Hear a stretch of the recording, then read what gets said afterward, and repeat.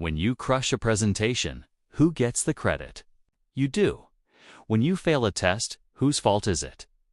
The teacher, the bad luck, the lack of sleep.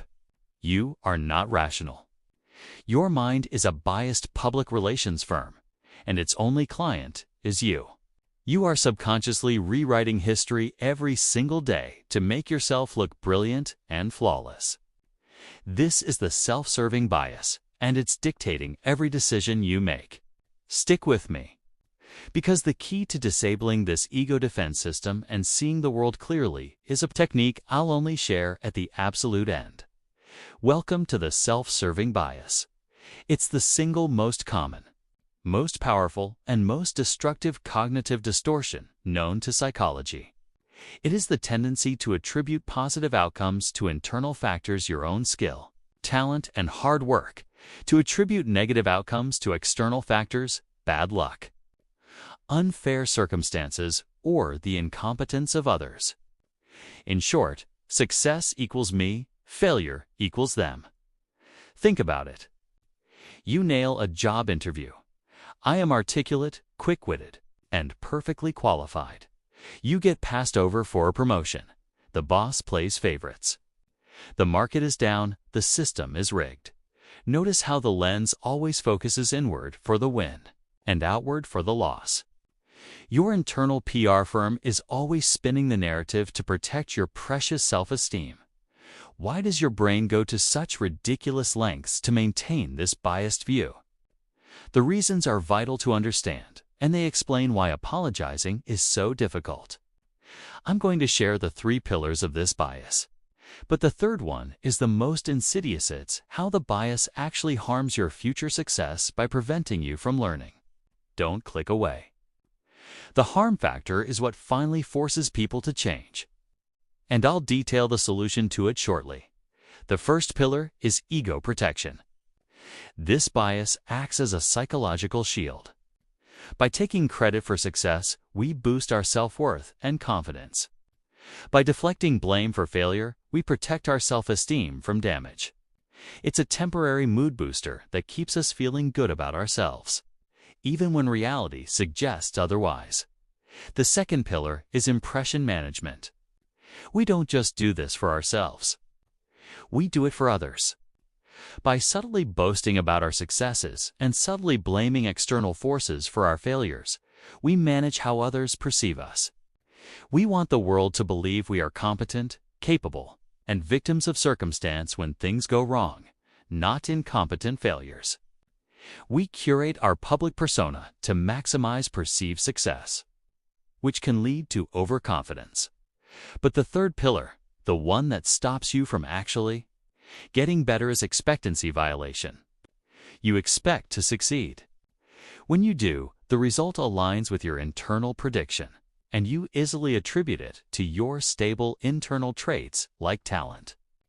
But when you fail, the result violates your expectation, forcing your brain to search for an external, unstable cause, something that can be fixed or avoided next time, like bad refereeing or a tough commute. I'll explain exactly how this violation prevents you from learning from your mistakes. But you have to stay until the next section. I'm going to share a shocking study about drivers and this exact bias. How does the self-serving bias wreck your life and your professional career? In the workplace, this bias completely destroys teamwork. Team A closes a huge deal. Our strategy was brilliant. Team B misses their target. The marketing materials were outdated, and the economy tanked. This leads to internal conflict, refusal to collaborate, and a toxic culture where no one takes responsibility. If you're a manager, you must look out for the telltale signs of this in your team. The absolute best way to force employees to take ownership is a unique performance review technique that you've probably never heard of. I'll detail that technique later in the video. It's a game changer for leadership in learning and skill acquisition. This is where the bias does its maximum damage.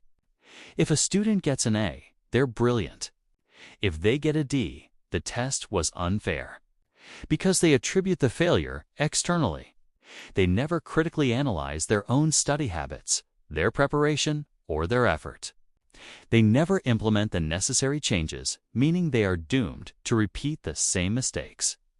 They can't learn from failure because they don't believe the failure was theirs. If you want to accelerate your own learning, you have to temporarily suspend this bias, and I'll tell you how. In relationships. The bias is a disaster in marriages and friendships. When things go well, we had a great vacation. We had a fun date. Both people attribute it to their own excellent planning and personality. When there's conflict, each person attributes the negative outcome to the other person's flaws. I'm arguing because you're stubborn, or the laundry isn't done. Because you're lazy. Neither side takes responsibility. And the problem never gets fixed. Let's quickly look at the famous driving study. Researchers found that over 90% of drivers believe they are above-average drivers. Logically, this is impossible. Yet, the bias protects nearly all of them. They attribute their smooth commute to their own skill, and any accident or near miss to a negligent driver or slick roads. This is a perfect example of how the bias provides comfort, but ignores the need for realistic self-assessment. Don't be that 90%. I'm about to give you the mental tool to move into the aware 10% now. Let's address the flip side. Depressive realism. In a cruel twist of fate, individuals suffering from depression often show less self-serving bias.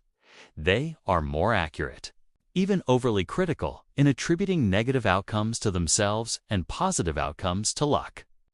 They see the world more objectively than non-depressed individuals. This is the tragic irony. The protective bias that keeps most of us mentally healthy is absent in those who struggle most with mental health. If you are too accurate in assessing your failures, it can be devastating to your motivation. The key is to find the balance. The middle ground, I call it strategic attribution, and I'm going to reveal the 2 simple steps to achieve it. So, how do you stop your mind from lying to you and start using failure as a roadmap to success? The first technique is forced internal attribution for failure.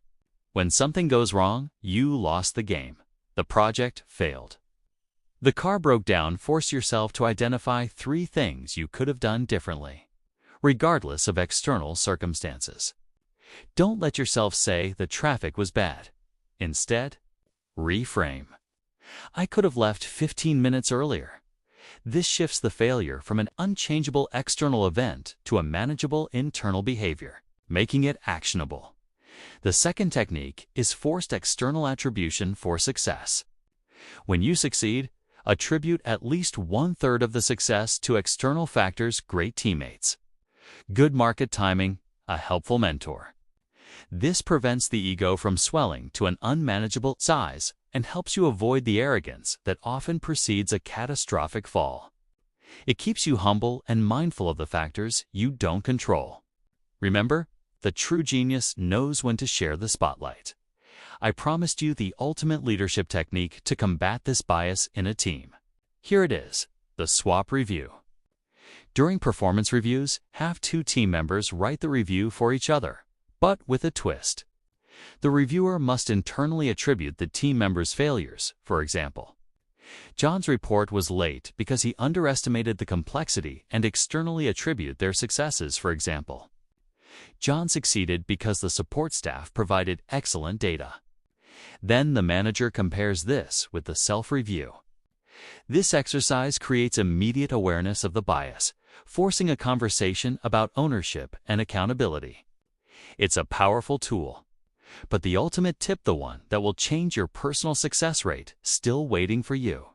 And now, for the key to defeating this bias and accelerating your success, the single most important tip that unites everything we've discussed.